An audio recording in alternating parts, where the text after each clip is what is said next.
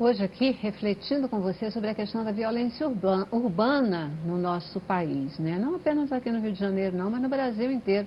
É uma coisa que vem crescendo de uma forma assim até assustadora, né?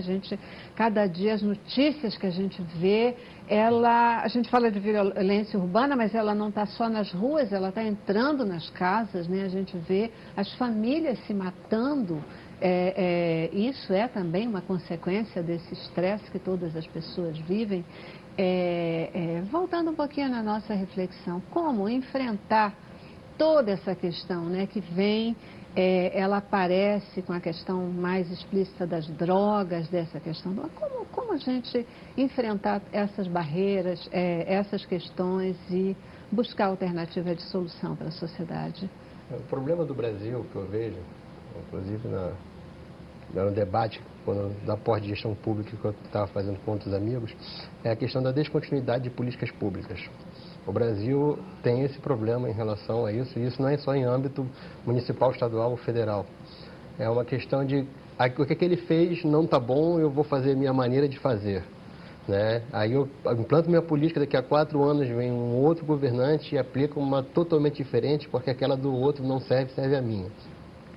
Estima-se que no Brasil o preço dessa violência por ano é de 258 bilhões. Se você pegar esse dinheiro e investisse em outras políticas públicas, você provavelmente teria um resultado muito maior.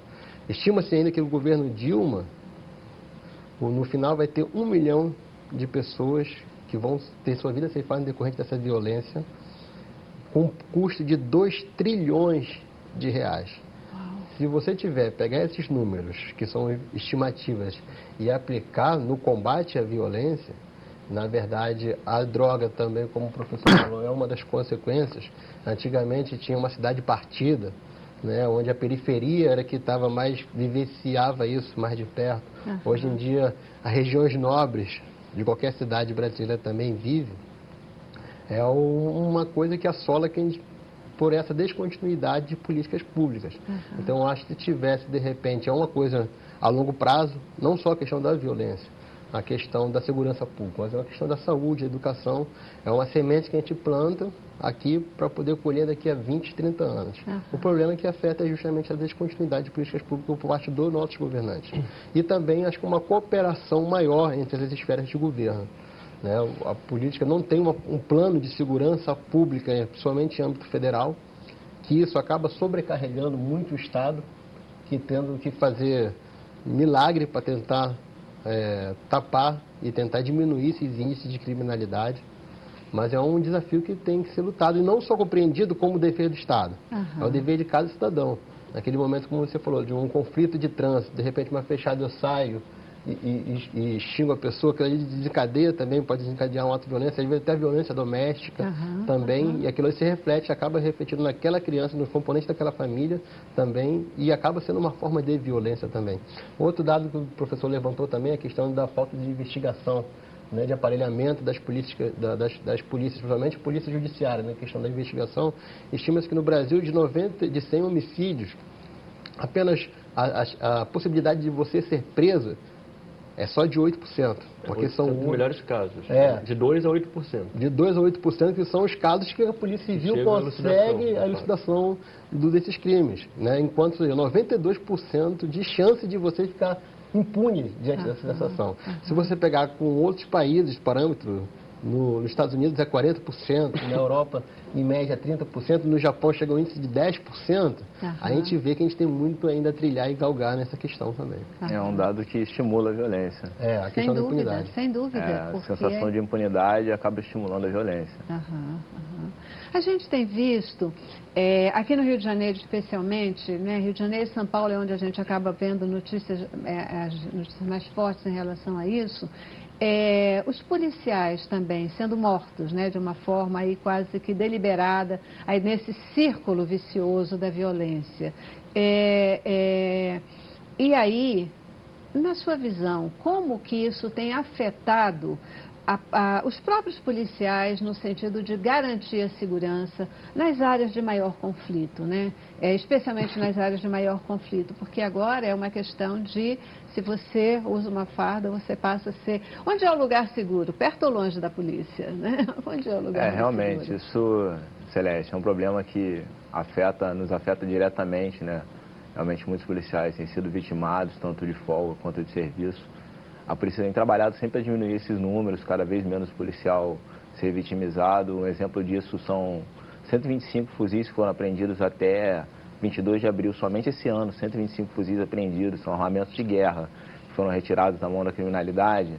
Mais de um fuzil apreendido por dia. E detalhe disso é que a maioria desses fuzis não são produzidos no Brasil.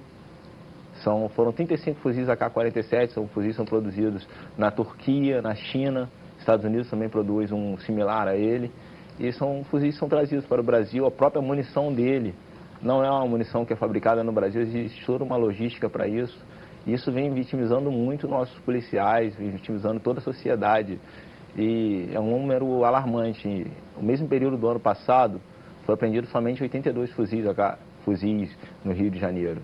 E o número desse armamento aumentou 53% de aumento nas apreensões somente nesse período. Então isso realmente alarma toda a sociedade. Nós, própria Polícia Militar, realmente nunca tinha apreendido tantos fuzis como tem apreendido atualmente. E a gente está trabalhando para tentar diminuir o número de policiais que são vitimados, o número de cidadãos vitimados também por essa disputa de território em busca da venda de drogas no estado do Rio de Janeiro. Como o professor Daniel falou, realmente o território é uma coisa muito importante para quem comercializa, e realmente isso é um número alarmante no estado do Rio de Janeiro, essas apreensões e os policiais vitimados. A sociedade está sendo vitimada com isso. Na verdade não é a polícia, é a sociedade que é vitimada com isso. Quando a gente tem vinha aí num processo de, ainda na expectativa, né, do crescimento do Brasil, de uma economia mais sólida, etc., isso dá uma perspectiva e talvez uma esperança de se ter a violência minimizada, né? Em função dos próprios investimentos feitos em todos os níveis, em todas as esferas políticas. A gente vive um momento no Brasil onde, além da violência estar lá em cima, é um dado de realidade, agora a gente tem aí uma instabilidade econômica que preocupa. Quais as perspectivas que a gente pode... eu sei que a gente não tem, né, bola de cristal, não é a bola de cristal que vai efetivamente cuidar disso, mas quais são as perspectivas, qual é o olhar de vocês para esse futuro próximo do Brasil em relação ao nível de violência que temos, a economia aí não tão firme?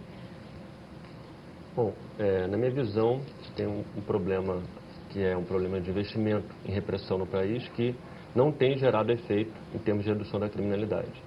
Aliás, tem gerado um efeito talvez inverso, porque a criminalidade tem aumentado quanto mais aumenta a repressão. E aí a repressão em todos os sentidos, inclusive legislativa também. Por exemplo, agora está se discutindo a redução da maioridade penal. O impacto disso em termos de repressão tende a aumentar muito a violência no país, porque você vai ter uma massa de jovens que não iam antes para o sistema prisional, eles passavam por medida socioeducativa, e o sistema diferenciado fazia com que eles não tivessem uma convivência com criminosos formados. Então, eles vão ter uma influência muito forte de determinados grupos criminosos, vão se inteirar mais, e é na prisão que muitas vezes os problemas começam. Então, está se criando um problema com algumas políticas públicas, como essa, por exemplo, da redução da maioridade penal. A outra parte, que é o investimento em repressão, que é um investimento muito grande que tem sido feito em repressão e não tem se investido na mesma proporção em inteligência, em técnica, em perícia. Então, nesse sentido, a impunidade tem se tornado algo muito evidente assim, para o cidadão comum. E a impunidade sendo algo evidente para o cidadão comum, isso traz alguns indícios de alguma anomia na sociedade. Essa questão do que o professor estava falando sobre o investimento não paira só sobre a questão da segurança pública, né? Estava até com os estudos a ponto, né, que somente na região Nordeste, até que se a gente fazer uma comparação com as polícias de São Paulo e Rio de Janeiro, porque quando fala em violência já está automaticamente associado ao Rio de Janeiro e a São Paulo em relação. Só que fica até difícil para a gente diagnosticar e chegar às consequências dessa violência, justamente porque não sabemos a causa, muitas das vezes, dessa violência. Desses homicídios, por exemplo, só 8%, isso quando se alcança 8% de investigação, é que nós sabemos a causa. O problema é que de 92%, nós não sabemos nem sequer a causa daquelas mortes violentas. Então, se a gente não tem como auferir e saber a causa, fica difícil de você, só pela consequência, conseguir chegar a uma solução para isso.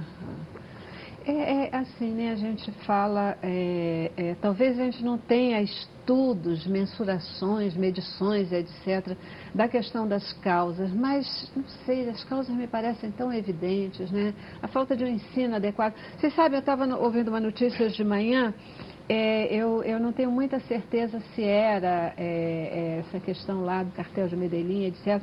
Mas eu vou falar na proposta, no projeto de enfrentamento à violência, né, num país aqui da América do Sul, onde, inclusive, as drogas têm tomado conta do país, essa coisa toda, e um projeto das bibliotecas Parque, né? Se o Paulo lembra aí, me ajuda, qual é o local? Colômbia, né? Pronto, Medellín. Tá feito. Lá mesmo, Medellín, é isso aí. As bibliotecas Parque, né? Que é locais que vão oferecer leitura para os jovens, não só para os jovens, mas também. Ali eles oferecem espaços de cultivo, de lazer, de exercício físico, um monte de outras atividades que vão preencher a vida dessas pessoas com formação, com educação, com lazer, com possibilidades futuras, né, dessas pessoas se engajarem na sociedade de uma outra forma, e isso vem surtindo um resultado aqui no Brasil. Que projetos que a gente tem nesse sentido? Que investimentos podem ser feitos ou devem ser feitos nesse sentido? Porque a gente já sabe, repressão não resolve nada. Eu acho que essa questão da violência em relação, somente a violência urbana, ela passa por um problema social. Sim, e o primeiro problema social que a gente enfrenta é a própria desestruturação da família. Hoje em dia, como você falou, a questão da economia, obriga o pai, às vezes, e a mãe a trabalharem fora, no caso não tem uma assistência como tinha antigamente para os seus filhos. E esses acabam sendo jovens, né? Todo que o maior índice de mortalidade são entre jovens, né? E ficam vulneráveis em relação a isso. Então, eu acho que essa desconstituição da família acaba afetando diretamente. Porque uma família estruturada, é claro, que famílias desestruturadas acabam organizando também uma sociedade desestruturada. Então, eu acho que essa questão da desestruturação da família também é uma coisa que tem que se repensar. Até que ponto também a minha casa não está estruturada, e que ponto essa desestruturação também afeta a sociedade como um todo. Perfeito. Eu, assim, ainda tenho uma mensagem que eu quero passar para o nosso telespectador dentro desse bloco, e a gente vou passar a mensagem e a gente vai direto para o intervalo comercial, e eu quero voltar com vocês exatamente nesse sentido, porque eu penso que quanto mais todos nós nos conscientizarmos que a questão da violência urbana, ela transcende só a questão policial, a questão da repressão, a questão das drogas, que a gente empurra para um negócio assim que está lá, né? Eu não tenho nada com isso, mas a gente entender que está dentro da nossa casa também, né? Com a questão da educação dos nossos filhos, com o afeto, com o acolhimento na nossa própria família, talvez a gente possa juntos construir um Brasil melhor. E ajudar o governo a repensar, ajudar a polícia, ajudar o Brasil a ir para frente mesmo, né? Eu vou para uma mensagem especial para você e volto no próximo bloco. Agora nós vamos falar de saúde, falar do ômega 3 da Vitier. O ômega 3 é 100% natural porque faz uma limpeza no seu organismo. É um anti-inflamatório natural de sucesso. Auxilia pessoas que sofrem com artrite, artrose, osteoporose, fibromialgia, doenças crônicas que causam dores insuportáveis. O ômega 3 atua no seu organismo combatendo a dor. Ele vai diminuir a dor, aliviar o inchaço. O ômega 3 é essencial para pessoas que sofrem com diabetes, colesterol alto, pressão alta. Ele vai trabalhar no seu organismo, diminuindo o nível do mau colesterol e aumentando o nível do bom colesterol, aquele colesterol que faz bem para a sua saúde, que é o DHL. Então não perca tempo, ligue agora 0800 025 7612 para adquirir o ômega 3 Vitier, o melhor ômega 3, porque é extraído do óleo de peixe e de peixe de águas frias e profundas, de águas não poluídas, que contém mais EPA e mais DHA, que são substâncias essenciais para o nosso corpo, que os médicos do mundo inteiro tanto recomendam. Para as mulheres é essencial, é fantástico para as mulheres, porque ele vai ajudar a melhorar os problemas da menopausa, o calorão excessivo, a indisposição. Então não perca tempo, liga agora, 0800 025 7612, tem uma promoção exclusiva para as 200 primeiras pessoas que ligarem agora, um mês inteiro de tratamento com colágeno de presente. Então não perca tempo, 0800 025 7612, um mês de tratamento com colágeno de presente para as 200 primeiras pessoas que ligarem agora. À vista tem um super desconto, no cartão de crédito divide em várias vezes. Se você não tem cartão de crédito, não tem problema, poderá adquirir através do boleto bancário e só começar a pagar daqui a 30 dias. Então ligue agora mesmo, 0800 025 7612, ômega 3 Vitier, o melhor ômega 3 do Brasil. 4